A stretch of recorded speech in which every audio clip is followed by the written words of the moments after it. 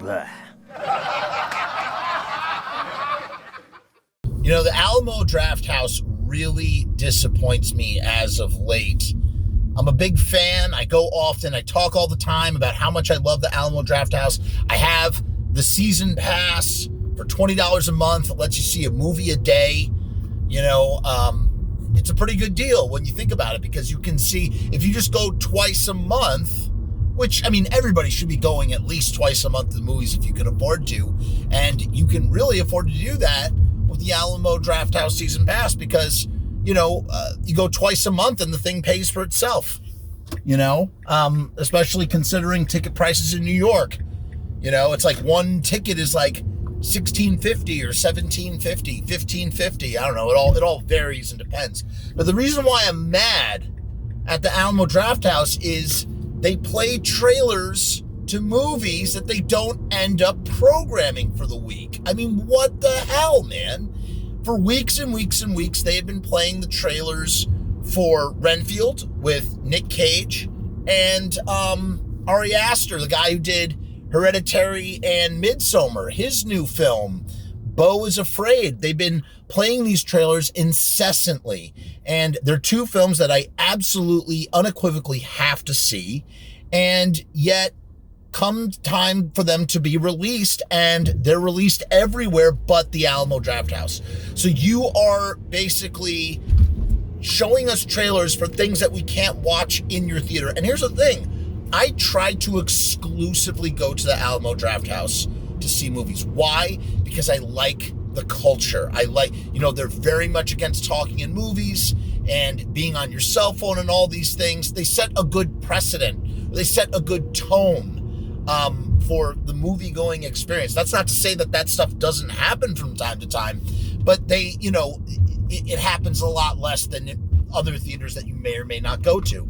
In any case, now, because Renfield and Beau is Afraid are both playing at the, you know, the City Center Deluxe or Cineplex, or whatever the hell it's called, I have to shell out an additional $40-ish to see two movies that I could have seen at the Alamo Drafthouse. And why do I say could have? Because you were showing the trailer. Here's the thing about trailers. When you put a trailer, a coming attraction at the head of a movie, it's a promise. It's a promise. Hey, not only is this movie coming to theaters, but it's coming to our theater. That's why we are advertising it to you.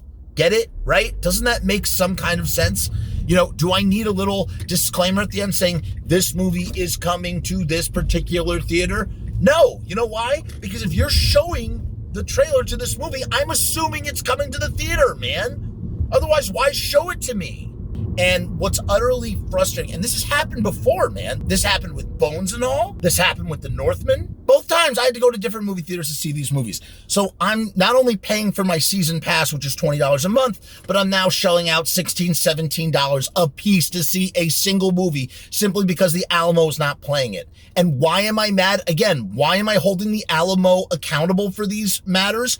Because you showed the fucking trailer ahead as a coming attraction. God, why wouldn't I be pissed?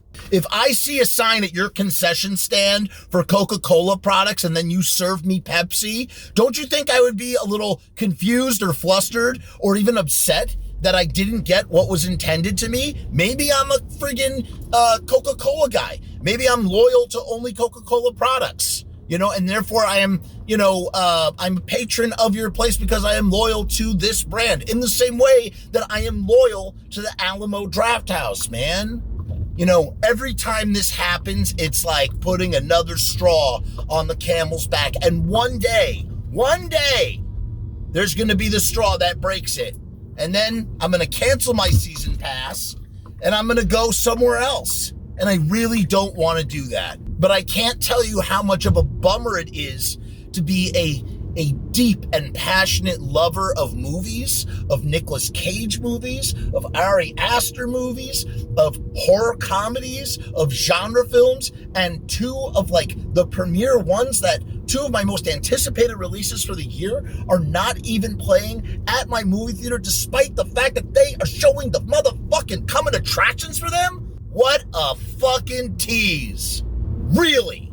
Get it together, Alamo. I mean, really, get it together. Okay, excuse me while I go full Karen on this issue right now, as I explicitly convey that I am paying my hard-earned money to you. You are getting my passive income. Whether I go to a movie or not, you are getting $20 from me every single month. I don't think it's unreasonable to expect movie trailers to movies that you are playing ahead of other movies to actually play at the theater that you are showing them at. Who do you think you are? Certainly not Mr. Big Stuff. You know, it's so sad when you see a brand go bad, man. It really is.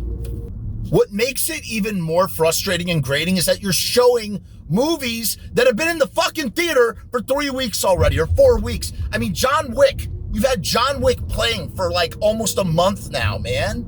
Or whenever it came out. It's so disappointing to go on the app hoping and praying that Renfield's going to show up and seeing the same showings for John Wick and Super Mario Brothers that have been there for weeks.